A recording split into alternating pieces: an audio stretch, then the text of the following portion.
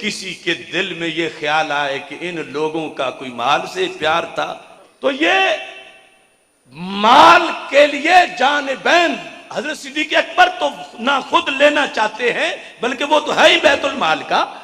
یہ جو سوال کیا حضرت فاطمہ الزہرا رضی اللہ تعالی عنہا نے یا بعد میں جو حدیث آئے گی تو مقصد یہ تھا کہ جب سینکڑوں نفل پڑھ کے رب کا قرب پاتی ہوں، جب تسبیح کا نام ہی تسبیح فاطمہ پڑ گیا ہے، جب باقی میرے ہزار اعمال صالحہ ہیں، تو جب باغ اپنا ہوگا تو پھر صدقے کے بھی کتنے ثواب ملیں گے. پھر اس سے میں کس حد تک غرباء، فقراء، مساکین، اور یہ کہ وہ میری طرف سے صدقہ ہوگا، خواہ وہ مجاہدین پر ہو، خواہ وہ جہاد کے لیے ہو، وہ کسی بھی مد میں ہو تو میرے نامہ اعمال میں ہوگا. لہٰذا مال کا سوال دنیا داری کے لیے نہیں تھا، پرہیزگاری کے لیے تھا. یہ ہے یعنی فدق کا مطالبہ. یہ لفظ بولنے سے پہلے بھی امت کو یہ سوچنا چاہیے کہ وہ مطالبہ یوں نہیں تھا جیسے عام بندے دنیا داری کے لیے کوئی چیز مانگتے ہیں. وہ للہیت اور خلوص، تقوی اور پرہیزگاری اور زہد اور دنیا سے بے رغبتی کی جو ایک عروج کی منزل ہے، اس سے بھی آگے نکل کے پھر بھی مطالبہ کیا تو اس بنیاد پر کہ جیسے باقی کتنے ذرائع سے میں نیکی کرتی ہوں تو اس مال کو بھی اللہ کے راہ میں دے کر مزید نیکی کرتی رہوں گی. اب تحسین دیکھو، یعنی اس سے بھی سادات کرام کو سوچنا چاہیے. صفحہ نمبر 44 پر کہیں آج والے یہ تصفیہ کا یہ ورقہ پھاڑ ہی نہ دیں. 44 صفحہ کہتے ہیں رہا یہ امر. پھر سید بولے رہا یہ امر کہ حضرت ابوبکر صدیق رضی اللہ تعالی عنہ نے سیدات النساء رضی اللہ تعالی عنہ کے مطالبہ کرنے پر کیوں یہ حق انہیں نہ دیا. سو اس میں غور کرنے سے معلوم ہو جاتا ہے کہ اگر حضرت ابوبکر رضی اللہ تعالی عنہ کو حسب درخواست سیدات النساء رضی اللہ تعالی عنہ انہیں اس مال کا دے دینا جائز اور مباح بھی ہوتا، جائز بھی ہوتا. یہاں تو یہ نا حکم تھا نہیں دینا، اگر دینا جائز بھی ہوتا. اور سیدہ پاک رضی اللہ تعالی عنہا لفظ درخواست پر بھی آج تو کئی فتوے لگ جائیں گے کہ سیدہ پاک رضی اللہ تعالی عنہا کا مطالبہ اس کو تم درخواست کہہ رہے ہو کہ انہوں نے ایک امتی کے آگے درخواست پیش کی. تو یہ سید صاحب نے لکھا ہے. ویسے ہمارا تو یہاں تک ہے کہ وہ میں پڑھ رہا تھا کہ کسی کو اس پر بھی اعتراض ہے کہ یہ جلالی صاحب نے تقریر کرتے یہ کیوں کہا جب مانگ رہی تھیں. یہ لفظ مانگ بھی یہ بھی توہین ہے.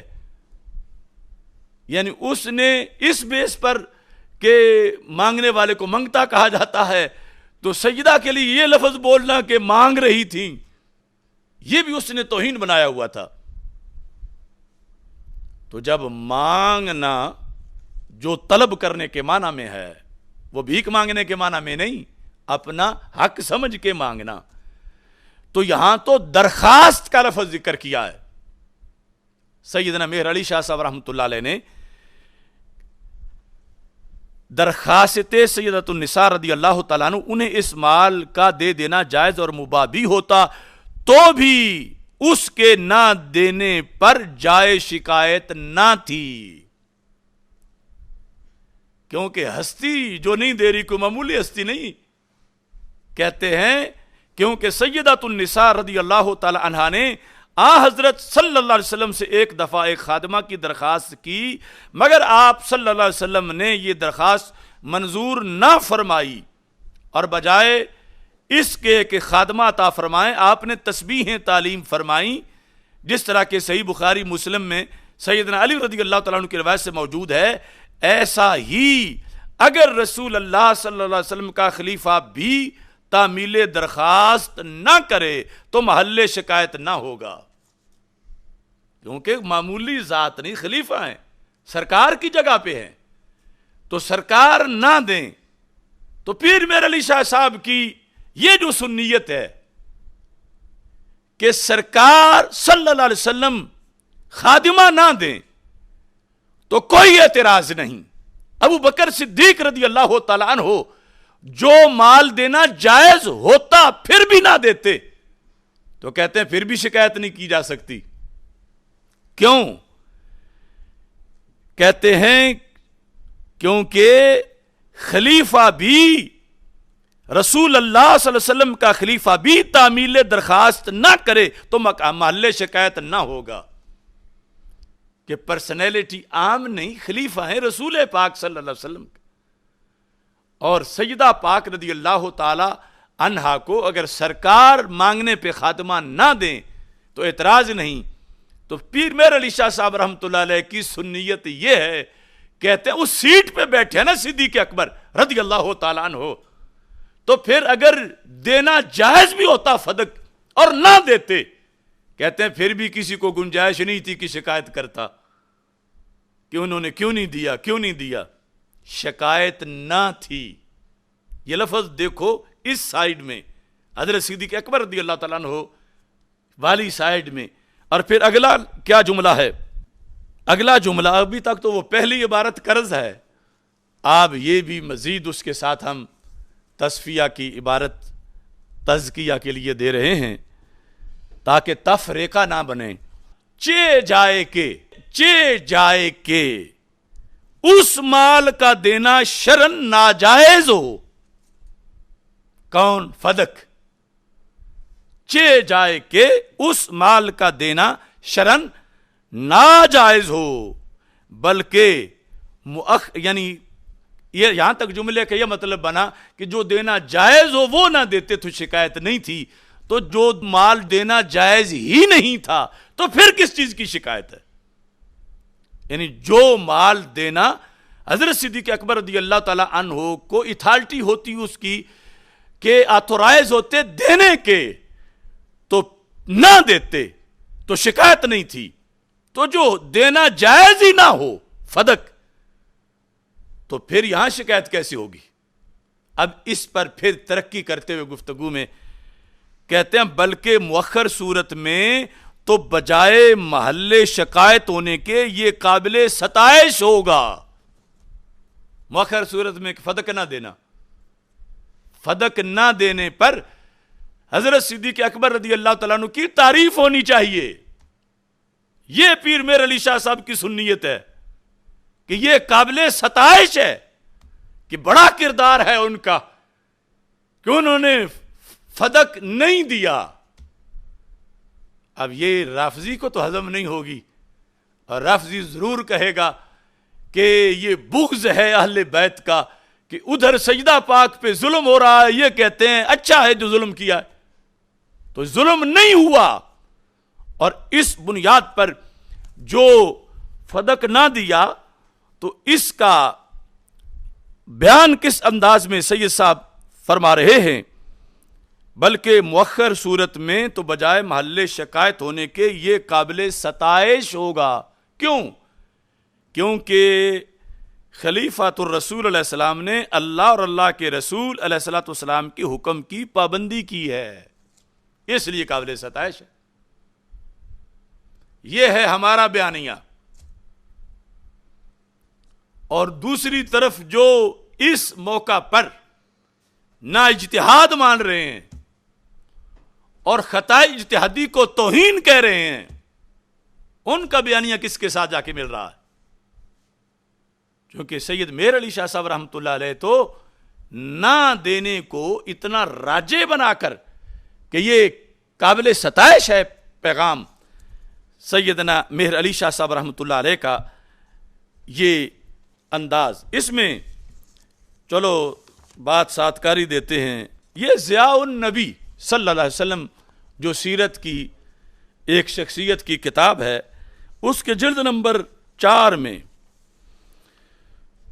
یہ لکھا 281 صفحے پر کہ حضرت صدیق اکبر حضرت فاروق اعظم رضی اللہ تعالی عنہما کا یہ عمل حقیقت میں ارشاد خداوندی کی تعمیل تھی. کیا عمل؟ فدق نہ دینا. فدق نہ دینا یہ اہل بھیرا کا قول ہے. فدق نہ دینا اور سنت نبوی کی صحیح معنوں میں اطاعت تھی، اور ان حضرات پر کسی قسم کا الزام و اتہام وارد نہیں ہو سکتا. حضرت صدیق اکبر، حضرت فاروق اعظم رضی اللہ تعالی عنہما کا فدق نہ دینا نہیں ہو سکتا، بلکہ وہ لائق صد تبریک و تحسین تھے کہ انہوں نے ہر قسم کے دباؤ کا مقابلہ تو کر لیا، لیکن فرمان الہی اور سنت محمدی صلی اللہ علیہ وسلم سے سرے منہ انحراف نہ کیا. بال جتنا بھی پیچھے نہیں ہٹے. یہ تو مانا کہ دباؤ تھا مگر یہ قابل ستائش ہیں. یعنی آج بیان کرنے والوں پر اگر اتنا دباؤ ہے تو خود جنہوں نے فیصلہ کیا تھا کہ دباؤ تھا لیکن دباؤ انہوں نے برداشت کر لیا. کس کا دباؤ تھا؟ کہ دے دو فدق. یعنی دباؤ اس طرح کا کہ یعنی جس طرح سبائیوں نے پھر الزام لگایا کہ یہ محب اہل بیت نہیں، انہوں نے اہل بیت پہ ظلم کیا، اہل بیت کا معاذ اللہ بھاگ کھا گئے ہیں. تو دباؤ تھا، ڈرایا جا رہا تھا کہ قیامت تک یہ موذی لوگ اس کو بہانہ بنا کے تمہیں تبرہ کر دیں گے. تو انہوں نے کہا کوئی بات نہیں، قرآن و سنت پہ پیرا ہو جائے، اگر کوئی ہمیں بھونکتا ہے تو بھونکتا رہے. دباؤ کے باوجود انہوں نے سرے منہ بھی انحراف نہیں کیا. یہ ہے حفاظت دین کہ اگر اپنی ذات کو گالیوں سے بچانے کے لیے کہتے چلو ہم دے دیتے، ہمیں کیا ہے، کیونکہ ہماری نسلوں نے کوئی استعمال کرنا، مسلمانوں کا ہے، اور اب ہمیں تو مسلمانوں پر اپنی ذات بچانی چاہیے گالیوں سے. نہیں، انہوں نے کہا مسلمانوں کے حق پہ پہرا دیں گے، شریعت پہ پہرا دیں گے. اگر اس سلسلے میں ہمارے کوئی خلاف ہوتا ہے، یعنی بعد کے لوگوں کے یا اس وقت کے جو منافقین تھے ان کے مقابلے میں، یہ جو دباؤ تھا یہ خاندان رسول علیہ السلام کے لحاظ سے نہیں، یہ صحابہ کرام علیہم رضوان کے لحاظ سے نہیں، یہ جو اس وقت بھی منافقت جو ہے وہ بال کھول کے سامنے آ گئی تھی ان کی طرف سے. لیکن اس کے باوجود اتنا بہترین طریقہ اختیار کیا جس کو پیر میر علی شاہ صاحب قابل ستائش قرار دے رہے ہیں. سید محمود احمد رضوی صاحب اس پر ان کو خراج تحسین پیش کر رہے ہیں. یہ ان کے لحاظ سے اس بات کو انہوں نے لکھا کہ یہ وہ لائق صد تبریک و تحسین تھے کہ انہوں نے ہر قسم کے دباؤ کا مقابلہ کیا، لیکن فرمان الہی اور سنت محمدی علیہ الصلوۃ والسلام سے سرے منہ انحراف نہ کیا. اچھا، اب ان سے پوچھتے ہیں اگر فدق دے دیتے تو کیا ہوتا؟ اگر دے دیتے، کیونکہ اس پر بھی سب نے کلام کیا نا کہ دیتے تو پھر کیا ہوتا. دے دیتے تھے، وہ کوثر الجاری ہو یا شوائز البرقات ہو یا محمود رضوی صاحب کا ہو، اور اس سے پہلے بھی بہت سے اقوال ہم پیش کر چکے. اگر دیتے تو کیا ہوتا؟ یہ لکھتے ہیں ضیاء النبی صلی اللہ علیہ وسلم میں کہ اگر وہ ایسا نہ کرتے مطلب فدق دے دیتے، نہ دینے پر تو ستائش ہے، خراج تحسین ہے، اور ہاں اگر وہ ایسا نہ کرتے، فدق دے دیتے، تو پھر وہ قابل سرزنش ہوتے، معاذ اللہ، یعنی قابل سزا، قابل سرزنش ہوتے. بلکہ اس وقت کا زندہ اور بیدار معاشرہ احکام الہی اور سنت نبوی کی اس خلاف ورزی کو ہرگز برداشت نہ کرتا. یعنی فدق اگر دے دیتے تو ان کے بقول یہ فیصلہ نافذ نہ ہوتا. صحابہ اس زمانے کی امت جو تھی وہ مقابلے میں کھڑی ہو جاتی کہ اللہ کا حکم دیکھو، اللہ کے رسول علیہ السلام کا حکم دیکھو. یعنی یہ صورتحال بن جاتی. لیکن ہمارے ہاں تو الٹی گنگا بہ رہی ہے. کیونکہ بھیرے کے پاس سے دریا گزرتا ہے اور آج انہیں پتہ چل رہا کہ الٹی گنگا بہ رہی ہے۔ تنقید کے تیروں سے ان مردان پاک سرشت کو گھائل کیا جا رہا ہے جنہوں نے عہد وفا کو نبھایا اور راہ حق پر استقامت و ثبات کے انمٹ اور درخشاں نقوش ثبت کیے۔ تو انہیں کون تیر مار رہا ہے؟ ان مردان پاک سرشت کو گھائل کیا جا رہا ہے۔ یہ روافض ہیں، اگرچہ آج ان کو وہ اپنے مدارس میں پروٹوکول بھی دیں، ان کے پاس جا کے دعوتیں کھا بھی لیں ان کے پچھلے اور کھلا بھی دیں، لیکن جرم تو ان کے ابا جی نے بتا دیا کہ یہ مجرم ہیں وہ لوگ جو سیدنا صدیق اکبر اور سیدنا فاروق اعظم رضی اللہ تعالی عنہما کو آج بھی وہاں تیر مار رہے ہیں کہ جو بقعہ زمین عرش سے بھی مقدس ہے، جہاں رسول پاک صلی اللہ علیہ وسلم کے ساتھ ان کو رب نے اس حجرہ عائشہ صدیقہ رضی اللہ تعالی عنہا میں جگہ عطا فرمائی۔ وآخر دعوانا الحمد للہ رب العالمین۔